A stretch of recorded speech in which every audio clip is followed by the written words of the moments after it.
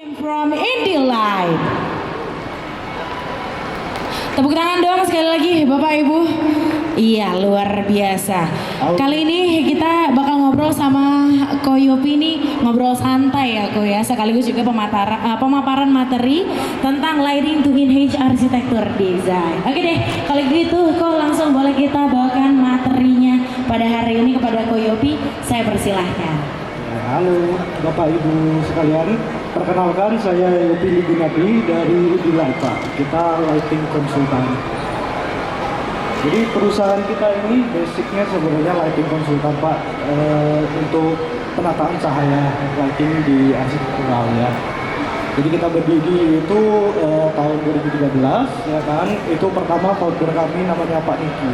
Pak Niki itu pertama jualan itu sebenarnya bukan jadi lighting konsultan, tapi itu masih jualan lampu dari peralihan lampu LHD yang kita kenal, ya kan, beralih ke LED, lampu LED yang saat itu masih dipasarkan di toko-toko gitu.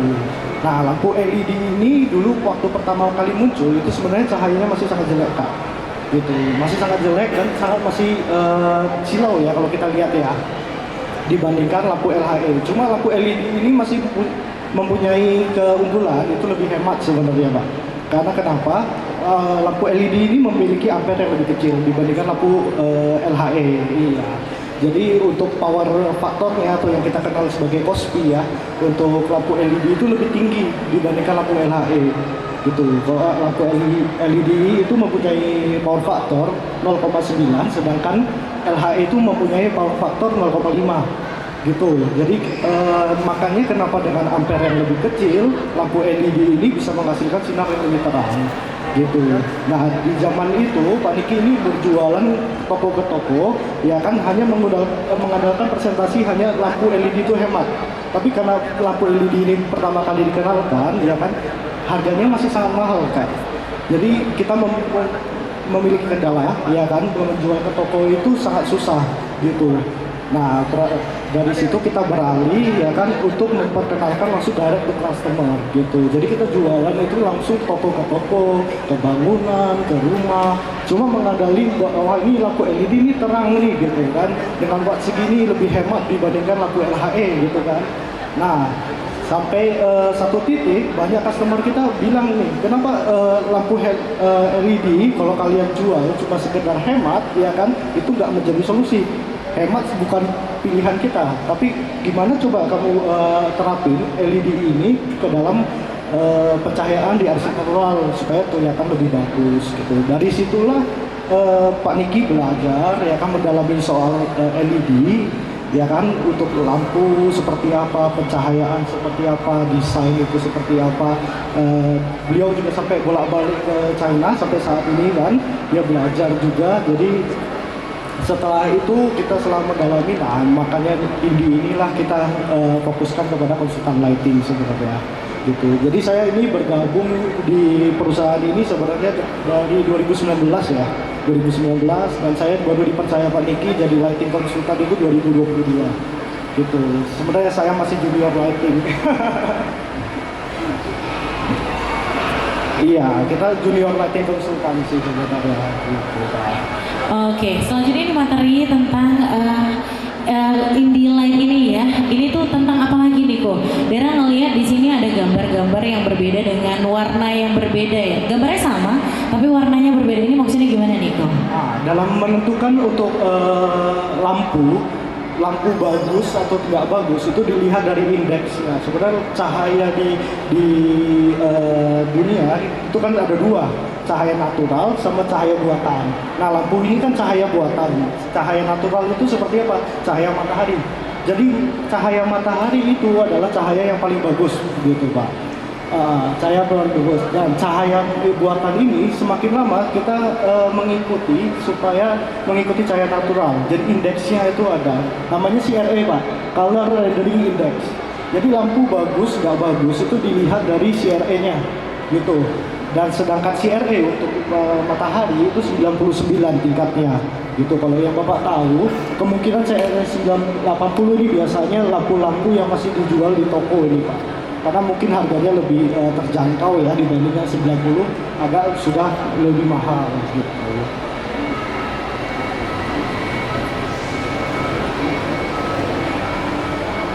Nah, CRA itu apa sih Pak? Nah, CRA itu kita tarik data untuk melihat kodenya ya. Jadi CRA itu ada indeksnya, kodenya. Jadi kalau Bapak tahu, kalau kita melakukan pengukuran pakai spektrometer, CRA ini kan bisa diukur pakai spektrometer Kak. Nah, CRA ini kita buka ya kan. Nah, ini hasil pengukuran dari CRA yang 96 Kak. Nah, indeksnya ini kita bisa lihat ini lampunya bagus atau enggak gitu. Jadi semakin tinggi indeksnya itu semakin bagus. Dan biasanya R1 sampai R15 ini diambil rata-rata baru diambil kesimpulan sebagai CRA. Gitu. Jadi R1 ini sampai R8 kalau Bapak Ibu tahu ini sebenarnya warna-warna umum yang kita sering lihat. Jadi warna merah, kuning, abu. Nah, ini diukur di mana di bawah sinar matahari. Jadi acuannya lampu selalu diukur cahayanya di bawah sinar matahari. Gitu. R9 ini digunakan biasa untuk medis Pak. Jadi kalau untuk membedakan nadi darah itu dilihat dari ukuran lampunya itu di R9. Jadi makanya kalau lampu-lampu untuk medis itu R9 wajib tinggi Kak, supaya kita bisa membedakan nadi darah gitu. R10 sampai R14 itu apa Pak? Itu warna-warna pastel yang jarang kita umumin. Kita lihat contohnya seperti warna ungu pada bunga lavender, hijau pada daun-daunan, itulah warnanya yang ditimbulkan oleh dari efek lampu. Kalau untuk R15 itu warna body. Jadi R15 itu kalau Bapak kepengen kelihatan bagus atau Ibu kepengen kelihatan lebih fresh ya kan, menggunakan lampu R15 yang tinggi itu udah pasti kelihatan lebih bagus gitu. Jadi kalau pakai R15 biasa nih untuk beauty, untuk photoshoot, standarnya wajib R15-nya wajib tinggi gitu. Nah, CRA ini acuannya coba ke matahari itu yang kita lihat dari mata kita sendiri, ya kan? Ada lagi kalau misalnya Bapak Ibu mungkin punya kendala, pernah nggak pergi ke kafe, ya kan? Ke kafe begitu kita lihat, wow ini cantik ya suasananya ya, kita foto nih Kak, ya kan kita foto, kok hasilnya jelek gitu ya? Kenapa di kamera hasilnya jelek? Karena lampu itu ada indeksnya juga untuk kamera, namanya TLCI. Nah, seperti ini juga Pak. Jadi TLCI juga ada ukurannya untuk kamera. Semakin tinggi, dia semakin bagus. Gitu, TLCI. Nah, ini namanya spektrometer Pak. Jadi ini alat ukur untuk lighting, untuk sinar matahari. Jadi ini alat ukurnya. Dari di atas itu namanya CCT itu untuk warna Pak. Untuk warna lampu. Jadi 2923 itu kita masih sebut namanya warm white. Gitu, karena masih mendekati 3000 K kan gitu. Untuk RA ini apa? Nah, ini yang tadi saya jelasin soal CRA Pak. CRA yang kita lihat langsung dari mata, yang kita bandingkan langsung melihat matahari gitu, sinar matahari. Lux itu apa Pak? Lux itu tingkat keterangan Pak pada suatu benda. Jadi spektrometer itu kita letakkan contohnya di atas meja. Harus ada tingkat keterangannya berapa nih gitu kan, standarnya kan ada seperti contohnya dapur ya kan, living room, kamar itu pasti luxnya berbeda-beda Pak gitu. Jadi di kamar kita nggak boleh luxnya lebih tinggi. Kenapa? Karena kita di kamar itu kita kepengennya santai, suasananya wow ya kan. Nah, ini makanya dari lux kita juga bisa lihat TLCI. Nah, ini yang saya bilang tentang TLCI. TLCI itu yang ditangkap oleh kamera. Kenapa kafe-kafe sekarang itu yang Instagramable itu wajib menggunakan lampu yang TLCI-nya tinggi supaya orang datang foto semakin bagus, orang tertarik untuk foto datang ke sana gitu. Lampu yang CRA-nya tinggi pasti nggak TLCI-nya tinggi, belum tentu Kak gitu, belum tentu. Jadi lampu yang CRA-nya tinggi belum tentu TLCI-nya tinggi. Lampu yang TLCI-nya tinggi belum tentu CRA-nya tinggi. Jadi tergantung kita sebenarnya memilih dari produk lampunya gitu, varian lampunya.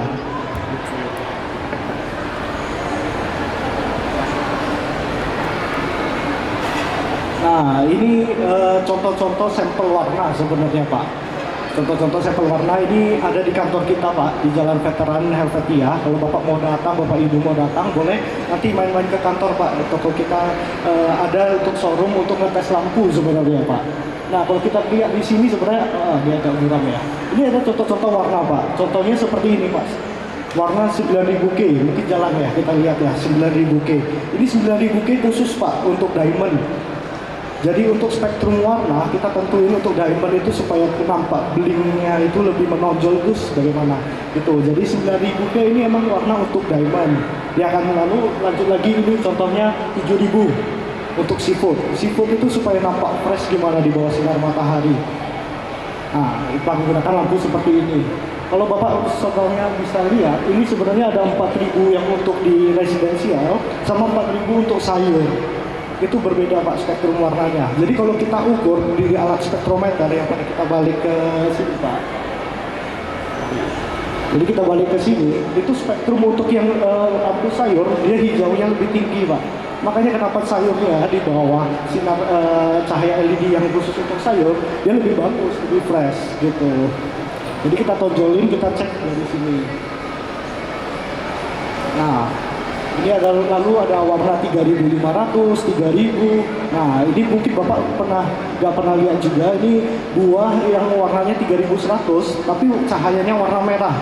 Emang dibuat khusus untuk pabrik chip ini untuk khusus menampilkan buah untuk yang buah jadi fresh kayak apel, sebenarnya jeruk, ya kan, pir. Jadi supaya kelihatan lebih fresh itu biasanya kita ngerekomenin owner untuk pakai yang 3100 yang buah ini gitu. Baru masih ada ini masih ada untuk daging asap, ya kan. Ini untuk restoran, ada untuk roti. Jadi kalau roti itu untuk nampak gosongnya si roti supaya kelihatan lebih matang sempurna, itu sebenarnya bisa juga kita akalin pakai lampu gitu. Karena mungkin kan kalau lampu kalau kita kasih putih gosongnya kan ya biasa gitu kan Pak. Supaya menggugah selera, supaya owner yang mau beli mau lihat lampu langsung lihat roti langsung kepengen beli, otomatis kita gunain pakai lampu roti. Kalau mungkin Bapak Ibu pernah tahu, Bapak Ibu pergi ke store ada di bawah Paris Baguette itu sebenarnya itu bukan lampu warm white kalau kita perhatikan. Jadi dia lampunya lebih ke warnanya ke coklat. Warnanya ke coklat. Coba nanti Bapak Ibu kalau udah siap dari sini perhatiin aja ke sana. Itu dia warnanya lebih agak ke coklat warna warm white-nya.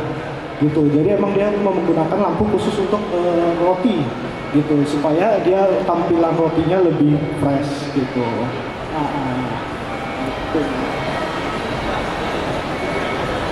Oh, saya lupa. Ini kalau warna-warna yang seperti ini sebenarnya yang kita rekomenin untuk residensial itu sebenarnya mulai dari 4.000 sampai ke 2.700 sebenarnya.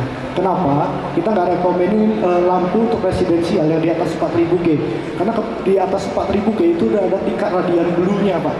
Jadi kalau untuk residensial, supaya kita cari suasana yang nyaman, untuk relax, untuk tempat tinggal, kita nggak selalu rekomenin pakai dari 4.000K ke atas. Karena sudah ada warna birunya tinggi. Karena kalau warna biru itu tempatnya untuk beraktivitas sebenarnya Pak. Untuk kerja detail, itu baru menggunakan 4.000 ke atas gitu. Nah, kalau Bapak Ibu pernah lihat permainan seperti yang 1.800 ini kan mungkin di penthouse ya. Penthouse 19 itu kita eksperimen karena dia full semua pakai kayu sungkai dicat warna gelap supaya kita nampakin urat-urat untuk kayunya. Kita menggunakan warna yang lebih warm, lebih merah. Jadi kita lebih dapat suasananya lah untuk cozy-nya, warm-nya kita lebih dapat gitu.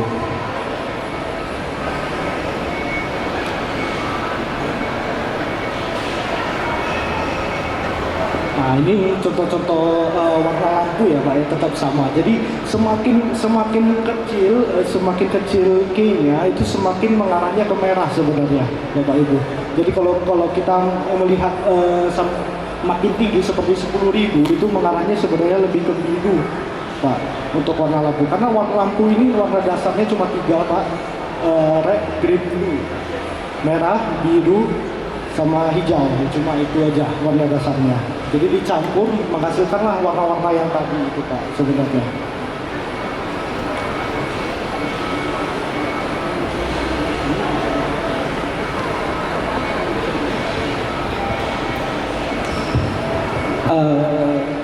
Iya, boleh replay mungkin ya untuk teman-teman kru panitia. Jadi sebelum saya menjelaskan peran konsultan lighting, Pak, saya kepengen kasih Bapak Ibu lihat, ini hanya kasus di proyek saya. Jadi dia hanya sebesar ruangannya, ruang toiletnya sebesar 1,5 meter kali 3 meter kalau nggak salah, Pak. Tapi kondisi lampunya super duper banyak, Pak. Kenapa? Karena ini sebenarnya pemilihannya yang salah, Pak. Kalau Bapak Ibu lihat, ini sebenarnya kecil, tapi lampunya satu kamar mandi ini bisa 9, Pak. 9. Kenapa? Kasus ini sering terjadi karena orang sebenarnya nggak ngerti tentang lighting gitu, Pak. Nggak ngerti lighting dalam arti dia nggak ngerti jenis apa yang dia pakai sebenarnya. Jadi dari kita, biasanya kita itu udah bantu plotting, Pak. Tugas kita itu sebenarnya lighting konsultan itu dari awal, mulai dari perencanaan dulu, Pak. Perencanaan biasanya kita kumpulin untuk data-data seperti gambar kerja, kita diskusi sama arsitek penggunaan warnanya seperti apa di dalam rumah, permainan lightingnya kepengennya seperti apa, kebutuhan ownernya seperti apa. Biasanya kita kumpulin dulu tuh semua, Pak. Kita kumpulin data-data. Setelah itu biasanya kita ada visit ke lapangan, Pak. Kalau untuk konsultan lighting, visit ke lapangan tugasnya buat apa, Pak? Paling susah mendesain gedung itu dengan cahaya natural light yang masuknya terlalu banyak, Pak, ke dalam gedung. Biasanya itu kelihatannya lebih redup.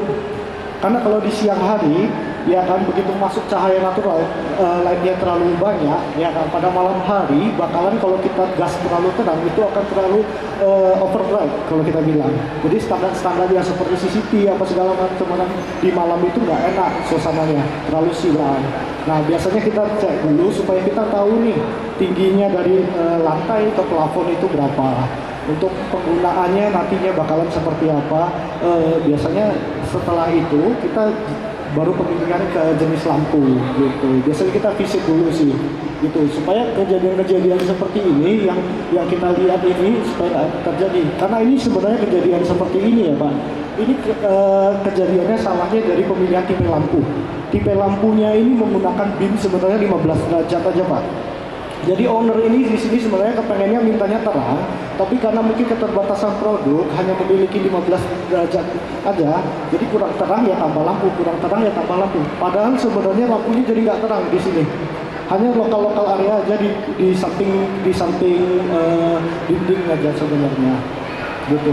Di samping dinding, makanya terakhir kita kasih masukan saja ke owner ini hanya menggunakan 3 lampu aja dengan pemilihan beam yang tepat, udah selesai. Jadi lampu kamar mandi ini pun udah kelihatan terang sebenarnya. Nah, kalau Bapak Ibu tadi lihat yang gambar flicker itu, kedip-kedip, pernah nggak Bapak Ibu video lampu kok tiba-tiba bisa kedip-kedip? Itu sebenarnya hertznya, Pak. Jadi lampu bagus itu hertznya harus bagus juga. Jadi lampu itu kan ada kedipan, Pak, dia kan penyearah. Ya kan, nah penyearah ini dia memiliki sebenarnya kedipan, karena mata kita pintar, kita nggak lihat kedipannya itu, Pak.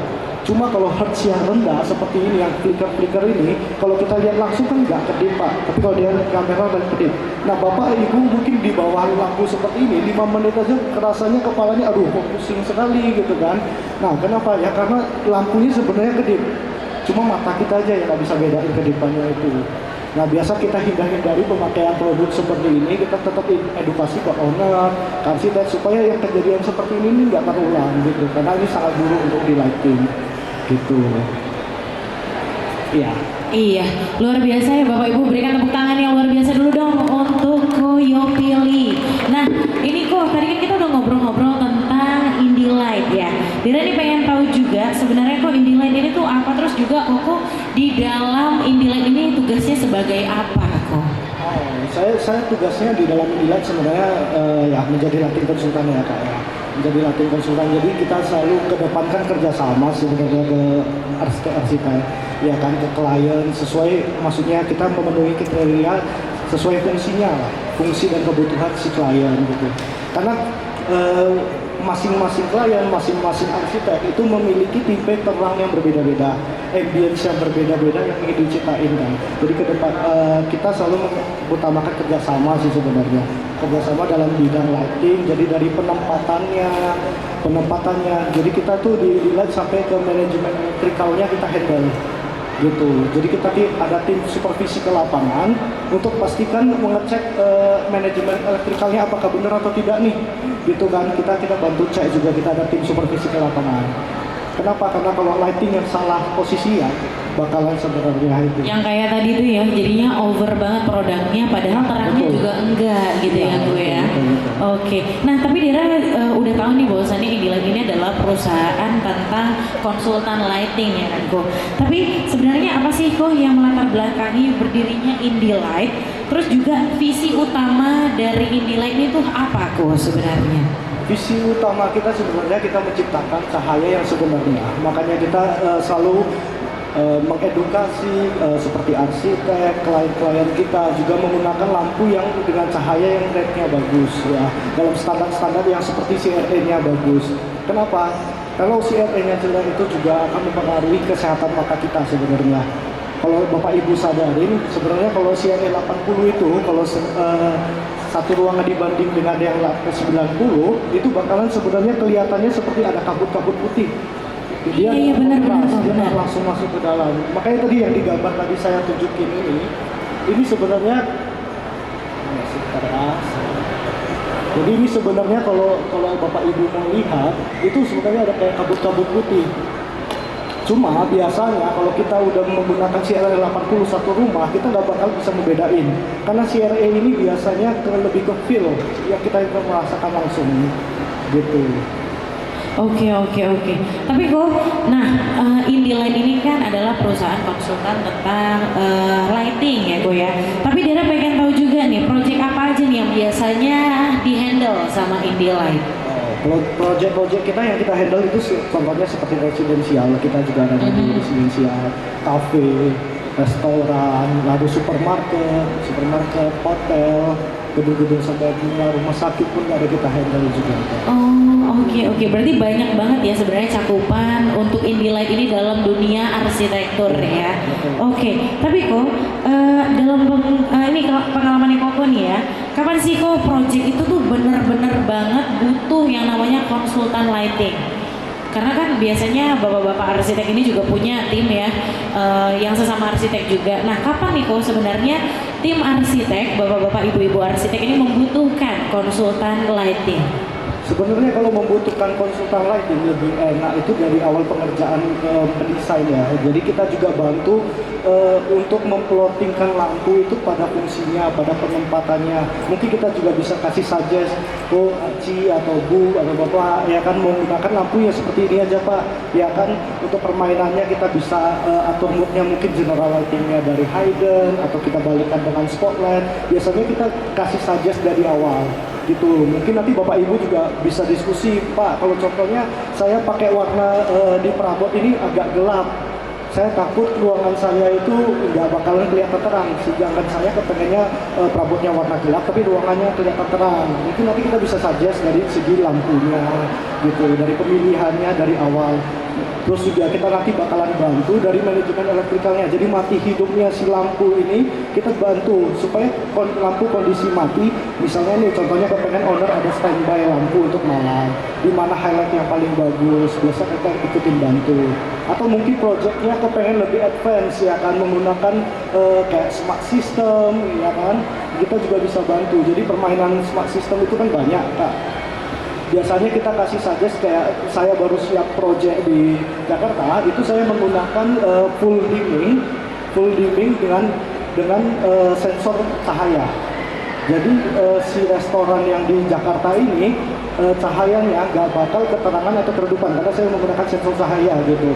Jadi begitu mendung otomatis lampunya bisa ikut meredup. Otomatis kalau lampunya lagi suasana cahayanya terang bisa kita redupin jadi terang. Oke, berarti nggak butuh inilah ya, nggak klik saklar lagi lah ya Ko ya. Ada juga sistemnya yang terintegrasi ya. Nah Ko, tadi kan kita udah lihat juga nih banyak sekali ya pilihan-pilihan warnanya berdasarkan Kelvinnya. Tapi pernah nggak sih Koko ini nge-handle sebuah project yang gara-gara pemilihan lampunya ruangannya tuh bisa jadi berubah secara signifikan? Ya tentu Kak. Banyak gini ya, banyak asumsi bahwa terang itu warnanya putih. Iya kan, itu sebenarnya nggak salah sih itu. Jadi terang itu sebenarnya tergantung apa namanya, tergantung kita mendesainnya, membuat moodnya seperti apa gitu.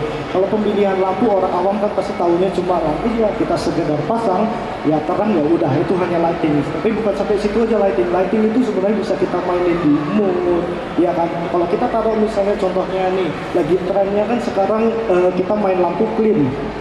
Jadi sesedikit lampu mungkin untuk menciptakan ambience yang sebanyak mungkin. Contohnya kita main di kantongan, lampunya mungkin kita highlight cuma hanya di area-area meja, ya kan. Terus main di lampu perabot itu bakalan kita biasa masih suggest dulu di awal. Kayak gitu. Berarti memang cahaya ini benar-benar memberikan efek yang luar biasa juga untuk ruangan ya Ko ya. Tapi sama juga kayak yang tadi kita lihat ya Ko, yang kayak kamar mandi tadi. Sebenarnya banyak lampu itu juga nggak selalu hasilnya bakal seterang itu. Semua itu tergantung sama pemilihan jenis lampunya, juga tinggi rendahnya Kelvin itu tadi ya Ko ya. Nah ini Ko, biasanya kan ini kan punya klien ya untuk Indilight ini pasti banyak banget ya. Biasanya yang datang ke Indilight ini tuh biasanya customer, arsitek atau siapa nih kok biasanya? Beberapa customer itu datang langsung ke toko kita, ke kantor kita, langsung diskusi. Ada beberapa dari teman-teman arsitek juga dari awal juga biasanya diskusi dulu nih sama kita. Pak Yo, Pak Yo, ini saya mungkin punya proyek nih, saya bingung nih plottingnya seperti apa gitu kan. Biasanya kita bantu sih di awal sih gitu. Oke. Berarti memang dari awal itu banyak juga teman-teman arsitek, rekan-rekan arsitek yang langsung datang ke Indilight ya Ko ya. Nah setelah itu Dara juga pengen nanya nih Ko, gimana sih caranya Indilight ini bisa berkolaborasi sama arsitek ataupun desainer dalam sebuah project gitu kan? Karena kan biasanya banyak ini ya, banyak aspek yang dilibatkan. Nah gimana nih caranya supaya Indilight bisa berkolaborasi juga nih bareng sama arsitek?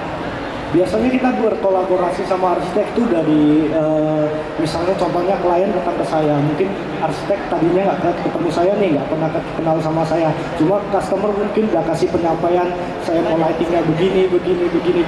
Biasanya saya tetap ajak ke arsitek itu untuk diskusi gitu.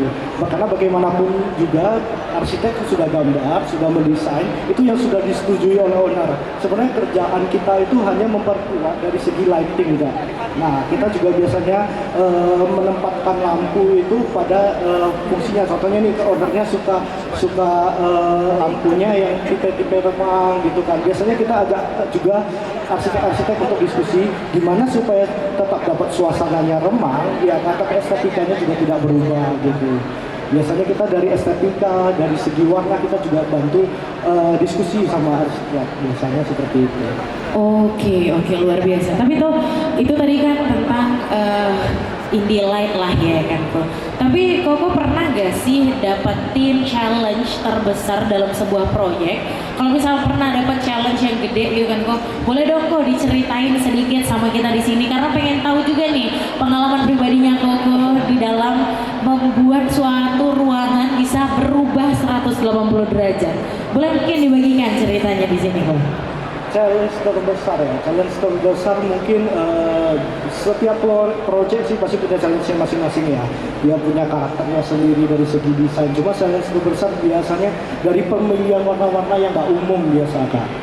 Contohnya ada owner juga kepengen mainnya warna-warna lampu merah. Itu sebenarnya agak susah ya, karena kan tricky. Kita buat warna lampu merah, ya kan, tapi kalau nggak dipaduin dengan warna-warna lain, otomatis itu sebenarnya membuat mata kita sakit ya.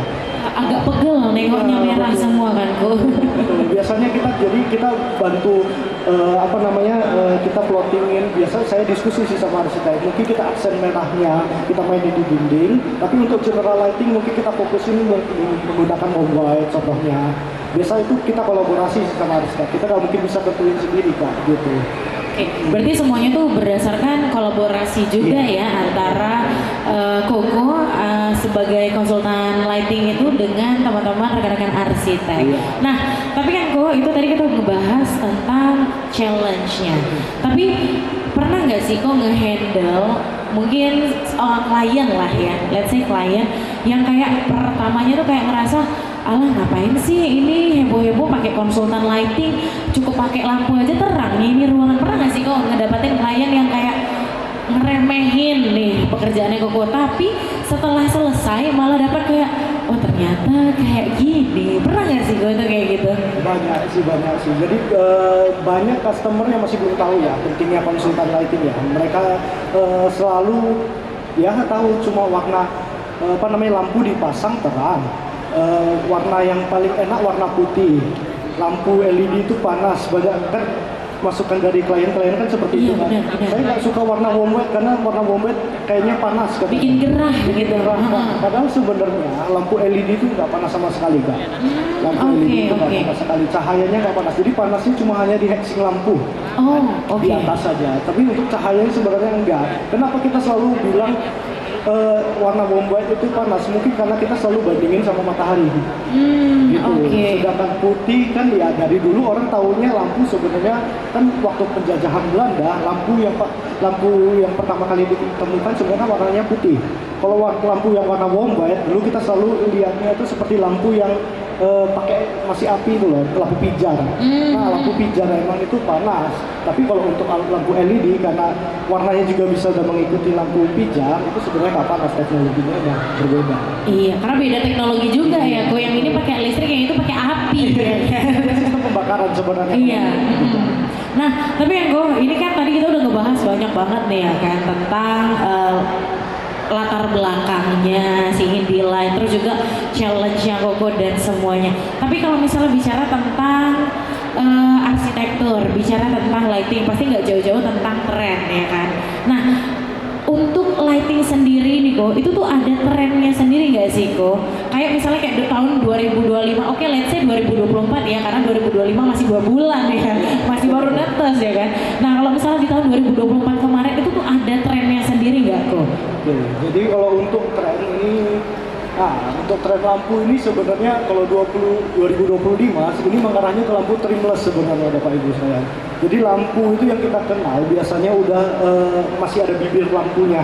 Jadi kalau untuk lampu trimless ini hanya kelihatan hole-nya aja tanpa ada penebalan dari si bibir lampunya. Nah ini bakalan tren sih kalau untuk dari jenis lampu gitu. Untuk perkembangan tren dari segi warna itu sekarang udah memasuki ke 3.500 dan 2.700. Karena kalau Bapak Ibu tahu itu 6.000, 3.000, 4.000 itu udah terlalu biasa ya. Jadi perkembangan seperti kayak di luar negeri itu udah masuknya ke 2.700K sebenarnya Kak. Jadi mereka mainnya lebih warm lagi. Lebih tenang ya, lebih kalem. Oke. Nah Ko, ini kan tadi kita bicara tentang tren ya. Nah selain tren warna, Indylight ini gimana sih? Pernah nggak sih Ko Indylight ini ngadaptasi tentang teknologi smart lighting? Kita sering ya, kita Indylight ini sering kolaborasi sama smart lighting ya. Jadi contohnya dari perencanaan mungkin owner bilang ini saya pengennya pakai lighting nih gitu kan. Kita biasanya juga suggest owner contohnya kayak teknologi sekarang itu ada namanya human sensor Pak. Human sensor. Jadi yang dicari itu detak jantung, yang dibaca itu detak jantung Pak. Nah, dari detak jantung ini tanpa kita matiin saklar atau lampu, contohnya kita pasang nih di kamar tidur, tanpa matiin saklar atau lampu, lampunya otomatis bisa meredup sendiri, lalu mati. Bisa juga. Nanti mungkin ada istrinya atau suaminya bangun, ya kan kita adaptasiin lagi pakai motion sensor di bawah ranjang supaya kebaca ada pergerakan lampunya mungkin sedikit aja menyala. Bisa juga seperti itu. Gitu. Baru dari sensor cahaya, dari sekarang kan lagi terkenal untuk lampu yang bisa berubah warna ya dari 2.700 ke 6.500 yang supaya bisa diaturnya itu. Iya kan, baru di terang redupnya juga ada supaya cari mode gitu. Iya sih, Dera tahu juga tuh ada lampu yang berubah warnanya, yang biasanya touchscreen juga kan Ko ya. Betul. Iya, karena Dera kemarin sempat nyari produk juga yang kayak gitu. Nah tapi Ko, ada nggak sih Ko ini tips dan trik untuk nentuin brand ataupun jenis lampu yang sesuai dengan kebutuhan kita? Karena kayak Dera sendiri, kayak Dera jujur di kamar Dera itu kayaknya lampu cuman ada 3 biji dan itu 3-tiganya terang sama semua warnanya. Dera nggak tahu kan Ko ini cara pemilihan lampunya itu kayak gimana. Kalaupun misal ada tips dan triknya yang bisa Koko share di sini, boleh dong Ko di share karena Dera pengen dapat insight baru juga nih. Kayaknya saya pakai produk aja langsung saya bongkar-bongkar. Boleh Ko, boleh. Iya, karena memang Dera sendiri aja jujur itu di rumah lampu kamar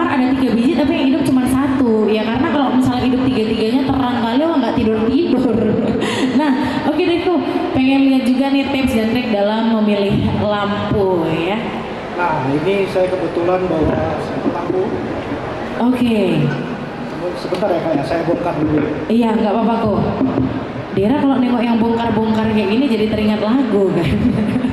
Lagunya Iwan Fals. Tapi ini sebenarnya lampunya ini jenis lampu apa nih kok? Jadi ini lampunya sebenarnya lampu spotlight Kak. Oke. Ini spotlight tapi yang beamnya lebar Kak. Ini biasanya dipakai di mana nih kok? Jadi kalau biasanya lampu-lampu yang seperti ini beamnya 55 kita pakai untuk general lighting sebenarnya. Oh, general lighting berarti yang utama ya?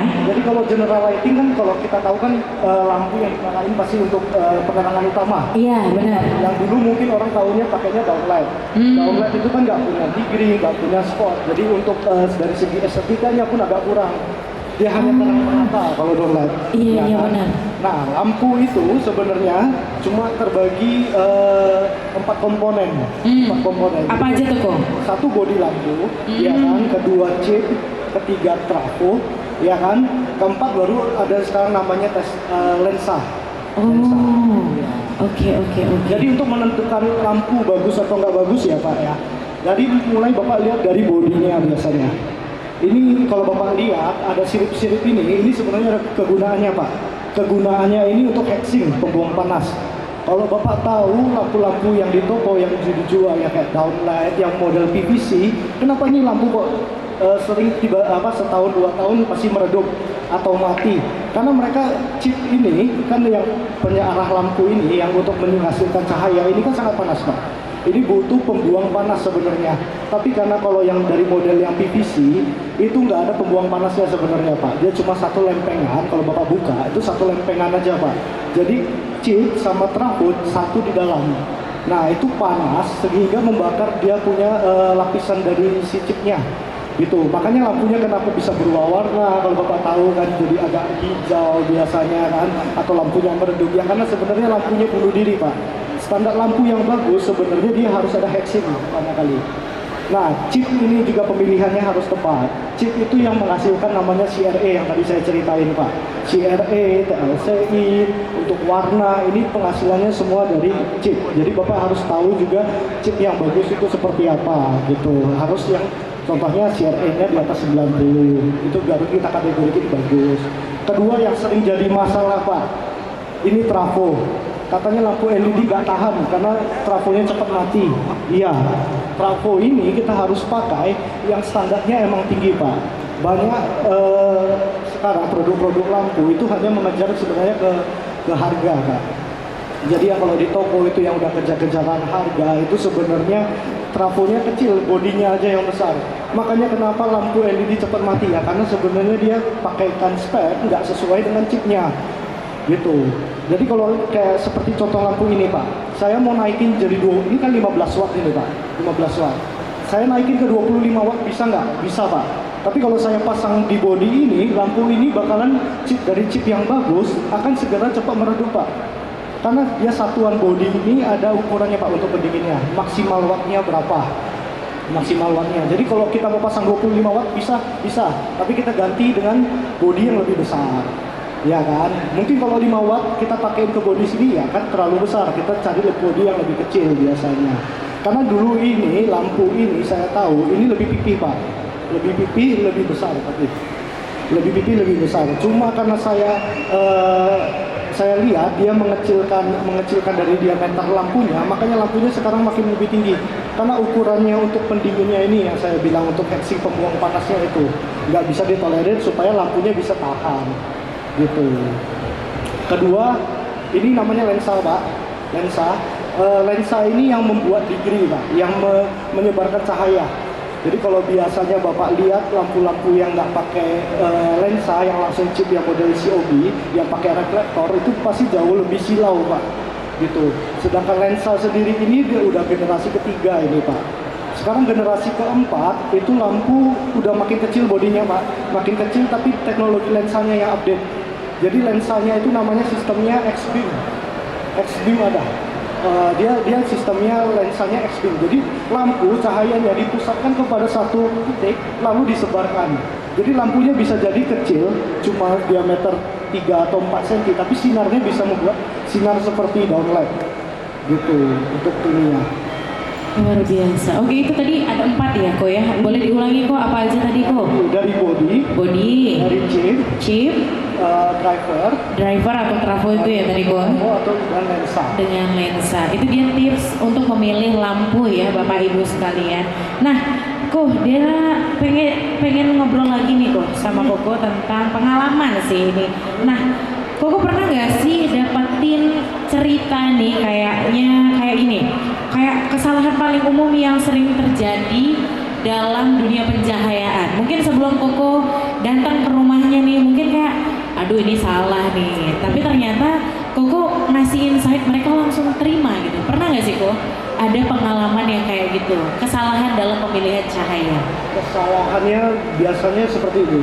Cahaya ini kalau kita apalagi dalam pencahayaan dalam dunia arsitektural ya, ini bukan tentang seberapa banyak sebenarnya jumlah titik lampunya untuk mendapatkan ambience yang kita inginkan ya sebenarnya ya, tapi lebih tepatnya kepada penempatan lampunya, jenis lampunya, untuk fungsinya gitu Pak.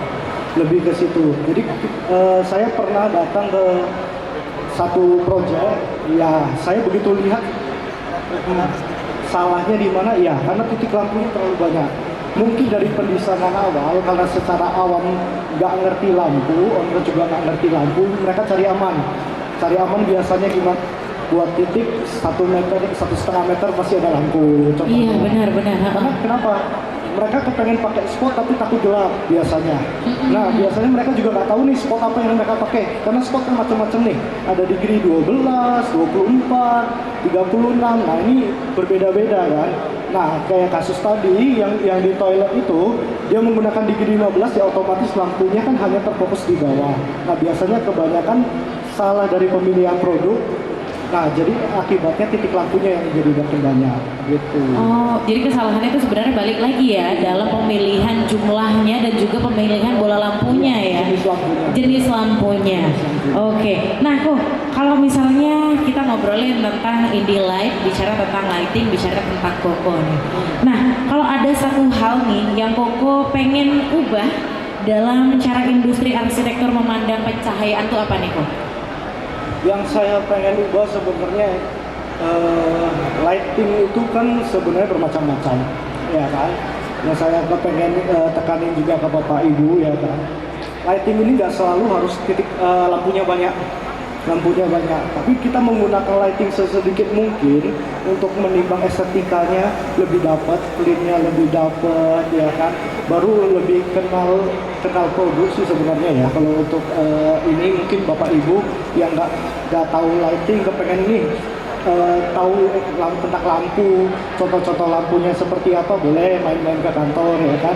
Supaya kenapa waktu Bapak Ibu mendesain ya kan dari awal, supaya juga tahu produk apa yang mau nanti dipakai gitu, jenisnya seperti apa, beamnya seperti apa gitu. Karena banyak sering terjadi ya di proyek-proyek ya, contohnya ceilingnya terlalu tinggi, akibatnya pakai downlight sinarnya nggak ke bawah, nggak sampai bawah. Karena sebenarnya itu salah di pemilihan produk sih gitu. Cuma kalau misalnya bisa dikondisikan dari awal supaya nggak kejadian seperti itu, nah lebih bagus. Karena kalau ceilingnya tinggi kan otomatis biayanya juga lumayan nih Kak.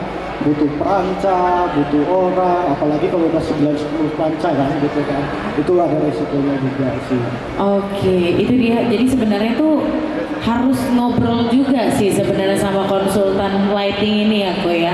Biar juga pemilihan jenis lampunya lebih tepat, terus juga Kelvinnya tepat juga, terus warmnya ataupun cool tone-nya juga dapet. Semuanya itu memang kita harus saling bekerja sama dan berkolaborasi antara satu sama lain. Nah, itu dia Bapak Ibu hadirin yang kami banggakan, pembicaraan kita tentang lighting bersama dengan Koyo Pilim yang tentunya dari Indie Light. Saat ini Dera akan membuka sesi pertanyaan. Mungkin untuk 3 orang penanya. Bagi siapa saja yang mau bertanya, Dera persilakan ya, karena kita masih ada waktu. Dera persilakan boleh kepada Bapak yang mau bertanya ya. Oke, mungkin yang di depan dulu kali ya Bapak ya. Nanti setelah ini baru Bapak yang ada di belakang yang pakai topi orange. Oke. Iya, biasanya ini sesama rekan sejawat biasanya aman aja.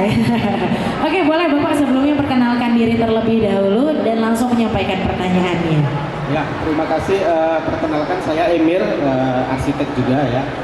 Jadi ada yang mau saya tanyakan ya. Jadi Ko Yopi ya, Iya, betul. adalah seorang konsultan lighting ya, lighting atau pencahayaan. Betul. Yang mana kita tahu pencahayaan juga kan tidak semata-mata pencahayaan buatan, ada juga pencahayaan alami.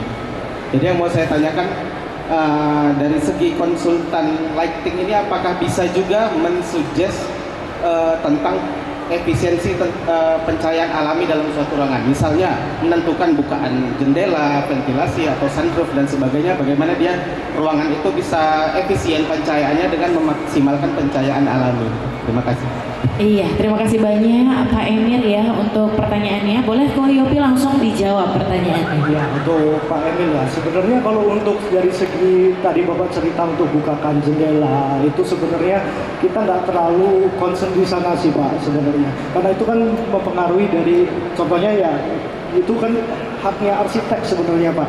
Mungkin dari segi estetika Bapak butuh jendela yang lebih besar untuk mendapatkan view atau bukaan balkon segala macam ya. Tapi kita sebenarnya kalau lighting konsultan itu lebih fokus kepada cahaya buatannya sebenarnya Pak. Untuk mengimbangi sebenarnya bagaimana kita ciptain mood dari siang hari ke malam hari itu suasananya tetap ada dan berubah-ubah. Gitu sih Pak sebenarnya. Iya, gimana nih Pak Emir? Jawabannya apakah sudah cukup? Iya, sebenarnya ini tuh kayak ini ya, pelengkapnya. Nah, tugasnya bapak-bapak ibu arsitek ini nggak mau diganggu sama Ko Yopi ya, nanti berantem pula ya kan. Jadi untuk urusan desain bukaan jendela itu mungkin Ko Yopi serahkan sepenuhnya kepada teman-teman rekan-rekan arsitek. Dan untuk menyempurnakan ruangan tersebut, barulah di situ Ko Yopi bersama dengan tim bergerak ya. Iya, terima kasih sekali lagi untuk Pak Emir. Selanjutnya Dera akan membuka sesi pertanyaan kedua untuk bapak yang ada di belakang yang pakai topi oranye ya. Oke, boleh mungkin sebelumnya perkenalkan diri terlebih dahulu Pak, lalu menyampaikan pertanyaannya. Halo, Assalamualaikum. Perkenalkan nama saya Hari Ibo.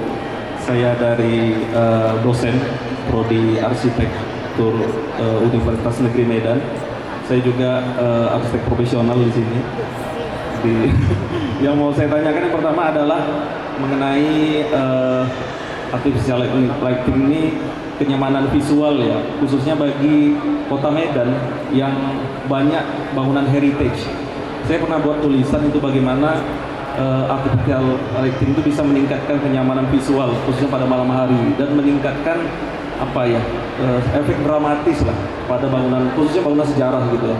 Karena kita tahu itu banyak Lonsum, ada yang baru dibuka juga, ada yang banyak loh di Medan ini, banyak bangunan bersejarah. Itu bagaimana apa tuh fitur apa yang harus dipakai atau lampu apa jenis yang khusus untuk bangunan bersejarah itu. Kalau di Pineng saya pernah lihat itu sangat didesain itu, sehingga bentuk sangat dramatis bentuk bangunan bersejarah itu ya.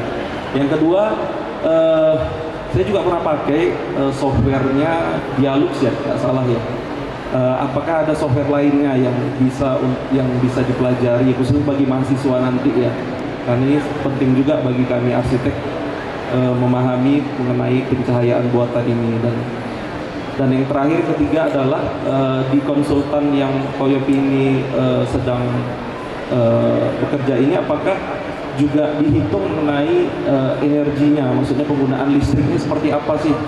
Kan boleh bagus itu, tapi kalau lebih bagus lagi kan bagus, keren, hemat energi kan, itu kan lebih plus ya gitu kira-kira ya. Ada nggak sampai perhitungan energinya seperti apa? Mungkin itu aja, terima kasih. Iya, terima kasih banyak ya Bapak untuk pertanyaannya. Ada 3 pertanyaan ya Ko. Masih ingat Ko? Pertama dulu ya. Oke, yang pertama dulu ya, mumpung masih ingat ya Ko, langsung kita jawab. Dulu tentang desain fasad berarti ya Pak ya, untuk fasad gedung ya. Fasad gedung kalau kita untuk mengambil efek-efek dramatis, kita masih rekomend saja pasti menggunakan cahaya yang warm sebenarnya Pak. Untuk kesan heritage-nya lebih muncul. Mungkin kalau mau agak visioner bisa menggunakan lampu putih, mungkin main-main di pilar supaya ke-highlight bahwa gedung itu berwibawa gitu Pak. Untuk pemilihan lampunya tergantung sebenarnya Pak, tergantung gedungnya, tergantung bidangnya sebenarnya yang kita mau sorot itu apa Pak, gitu. Yang kita mau tampilkan dari gedungnya itu seperti apa. Contohnya kalau rumah-rumah klasik atau gedung-gedung klasik Pak, kita pasti tonjolin di bagian ukiran-ukirannya, kita highlight karena biasa ada ornamen-ornamen tuh Pak di atasnya lalu pilarnya kan pasti besar. Nah itu nggak secara full sebenarnya kita meng-highlight semua, tapi menciptakan efek bahwa gedung ini ada marwahnya, ada wibawanya sebenarnya seperti itu. Oke, itu untuk pertanyaan pertama Pak, gimana? Udah cukup menjawab? Oke, lanjut kita ke pertanyaan kedua, yaitu ada nggak sih aplikasi lain untuk mempelajari tentang lighting? Karena mengingat Bapak Ari ini adalah seorang akademisi juga, yang juga pastinya ilmu ini bakal bermanfaat juga untuk mahasiswa. Ada nggak sih kok ini aplikasi yang lain nih untuk bisa mempelajari lighting? Mempelajari lighting ya. Jadi gini Pak, kalau untuk aplikasi sebenarnya banyak ya Pak ya. Sistemnya sekarang juga lampu terus update Pak. Jadi untuk seperti Bapak kalau tahu seperti dimmer, dia juga punya tiga Pak. Tiga jenis ya kita bilang ya. Jadi teriak dimming, 0 to 10, 1 to 10 itu sebenarnya masing-masing ada kekhususannya sendiri Pak yang kita mau pakai ya kan. Untuk aplikasi sebenarnya Pak, untuk seperti Biayus itu kalau nggak salah kan permainan untuk lampu, meredupkan lampu, main lampu RGB ya kalau nggak salah kan Pak. Nah, kalau untuk yang aplikasi sebenarnya kita tambah sensor sih Pak, sebenarnya banyak Pak. Tergantung Bapak sekarang menggunakan sistem apa ini Pak. Karena kalau untuk di lighting ini sistem itu kan macam-macam Pak. Rata-rata ada yang open source, ada yang closed source, ya kan. Tergantung sebenarnya nanti dari di awal mau pakainya seperti apa sih gitu. Oke, gimana Bapak? Udah cukup menjawab untuk pertanyaan kedua? Oke, kita lanjut ya untuk pertanyaan ketiga, itu tentang energi. Nah, untuk konsultan lighting sendiri ini ada nggak sih mempertimbangkan penggunaan energi dalam pemilihan lampunya? Tentunya pasti ada Pak, tentunya pasti ada. Kita jadi dari awal kita menentukan lampu itu biasanya kita udah pikirin dulu nih berapa wattnya yang nanti bakalan dipakai untuk di dalam satu rumah atau di dalam satu proyek ini. Karena lampu itu kita sekarang beli itu bukan lagi berdasarkan wattnya apa, kita beli dari berdasarkan berapa lumen yang lampu bisa hasilkan. Otomatis kalau kita menggunakan lampu dengan chip yang satu lumennya lebih tinggi, ya kan kita bisa menekan biaya listrik lebih murah gitu. Oke, gimana Bapak untuk pertanyaan ketiga sudah cukup menjawab ya. Terima kasih banyak untuk Pak Arit atas pertanyaannya, dan juga terima kasih juga untuk Koko yang sudah menjawab 3 pertanyaan tadi ya. Kita masih membuka satu pertanyaan terakhir dari teman-teman rekan-rekan arsitek, teman-teman mahasiswa. Apakah ada yang ingin bertanya lagi mengenai lighting ataupun presentasi ya yang sudah disampaikan sama Ko Yopili tadi? Ada masih mungkin dari sisi sebelah kanan? Dari sisi sebelah kiri masih ada yang ingin bertanya? Iya, oke, boleh Bang, silahkan. Mungkin sebelumnya perkenalkan diri dulu, baru langsung sampaikan pertanyaannya. Iya, silakan. Selamat siang, saya Jor Fadli dari SMK Negeri 1. Kebetulan saya pendiri juga seperti Pak Ari. Yang mau saya tanyakan adalah apakah ada standar baku dari konsultan Koko ya, yang menjadi standar yang akan dipakai? Karena kan kebetulan saya guru, saya baru mendengar ada konsultan lighting seperti itu yang bisa kami jadikan acuan juga untuk pembelajaran di sekolah. Oke, seperti itu. Iya, oke, untuk Bang Jo Fadli ya, terima kasih banyak untuk pertanyaannya. Bisa kok langsung kita jawab? Oke, silakan kok dijawab kok. Jadi kalau untuk standar baku ya, standar baku sebenarnya untuk lighting sebenarnya ada Pak. Jadi untuk pemilihannya contohnya dari segi warna ya. Kita cerita warna dulu, tadi di awal saya ceritakan juga. Jadi untuk sebenarnya ruang-ruang yang kerjaan butuh kerja detail itu sebenarnya nggak cocok pakai lampu yang warnanya ke arah merah atau wombat ke atas. Mungkin kita bisa gunain ini lampu yang di atasnya 4000, standarnya mungkin seperti itu. Untuk terang redup ada nggak standarnya? Sebenarnya ada Pak, tapi untuk kebanyakan karena klien kan punya imajinasi ya, terang redup kan pasti berbeda-beda setiap orang Pak. Mungkin saya bilang terang, Bapak bilang redup. Mungkin saya bilang redup, Bapak bilang terang. Nah, biasanya itu kita melakukan pengukuran dulu nih Pak. Di awal sebelum kita mulai proyeknya, kita melakukan pengukuran bahwa klien ini standar terangnya seperti apa sih? Standar redupnya seperti apa sih? Nah, ini karena masing-masing orang beda, biasanya kita tes dulu. Sampai kita dapetin angka, baru kita biasanya mendesain itu Pak. Gitu. Oke, sudah cukup menjawab ya Bang ya. Terima kasih banyak untuk pertanyaannya, dan tentunya Bapak Ibu kita masih dalam rangkaian acara yang sama, yaitu rangkaian acara Arsitek Jumpa Tengah 2025. Sebelumnya kita akan selanjutnya yang maksud saya, kita akan menyerahkan plakat, yang dimana penyerahan plakat ini akan diberikan oleh bendahara, oh maaf, maksud saya adalah Ketua Divisi Acara Arsitek Jumpa Tengah, yaitu Bapak Arsitek Rofi Bintang Misail IAI, kepada Abang Dea kita ya, Ko Yopili. Nah, kami persilakan juga nih ya kepada Bapak Arsitek Rofi Bintang Misail IAI untuk bisa berdiri di samping Ko Yopi ya, yang dimana selanjutnya akan memberikan plakat dan juga goodie bag yang dipersembahkan oleh Esagas. Selanjutnya, Bapak Ibu Dera ingin memberitahukan bahwasannya kita masih dalam rangkaian acara Arsitek Jumpa Tengah 2025 dalam agenda Musyawarah Provinsi Ikatan Arsitek Indonesia Sumatera Utara ke-11. Tentunya Dera ingin mengucapkan terima kasih kepada seluruh hadirin tamu undangan yang telah hadir pada hari ini. Terima kasih juga kepada seluruh audiens yang telah memberikan pertanyaan, dan terima kasih kepada Ko Yopi dan juga Bapak Arsitek Rofi Bintang. Boleh kita berikan tepuk tangan yang meriah untuk keduanya ya. Luar biasa sekali materi yang telah diberikan, dan terima kasih banyak untuk Ko Yopi. Dera persilakan untuk bisa kembali ke tempat duduk yang telah disediakan. Kami ingin ada untuk Anda.